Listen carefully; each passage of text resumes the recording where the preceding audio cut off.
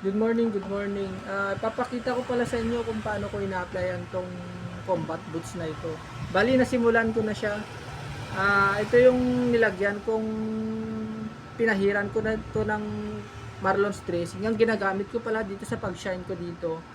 Ito, Marlon's dressing. Mabilis lang kasi gamitin, saka mabilis matuyo. Pwede rin kayong gumawa, pwede rin kayong mag-apply. Ang gamitin nyo lang foam, ganito. Ito lang yung ginagamit sa panghugas ng pinggan. Itong pangalawa, ginagamitan ko itong leather cream conditioner. Nabibili po ito sa sa Shopee, Lazada o sa TikTok, meron din po ito. Bali sa online store ko rin po kasi nabili itong nito, bali sa Marikina galing pa. Tapos ang pag-apply dito, napakadali lang, tapos mabilis lang matuyo.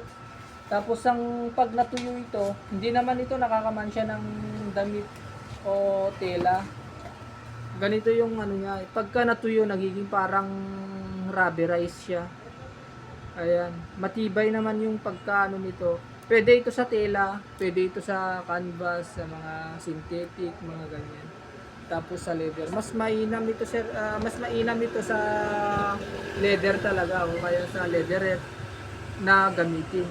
Kagandahan kasi dito sa Marlon's dressing na to, bukod sa mabilis gamitin, pagka natuyo, so parang bagong-bago tingnan yung item ninyo. May iba't ibang kulay din naman dito, hindi lang black, brown, mga ganyan na pwede nyong pagpipilian. Sa naman dito, sa conditioning nito, sa conditioner na to, kahit anong kulay pwedeng ilagay. Kahit gamit-gamit nyo pa yung sapatos nyo, pwede nyo na lang lagyan. Kasi makikintab ito agad. Saka ganito rin pag-apply dito sa nito, sa pangkulay. Gamitan nyo lang ng foam, kahit anong foam, kahit yung gamit na o toothbrush, pwede rin yan. Pero mas para sa akin, mas maganda tong gamitin yung foam o kahit yung lumang foam na ginagamit ko sa panghugas ng pinggan, pwede rin yun. Ito yan, bali yan, ganito lang.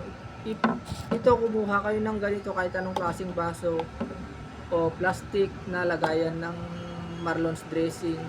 Tapos gawin nyo, i-shake nyo muna bago nyo gamitin. I-shake muna bago nyo gamitin.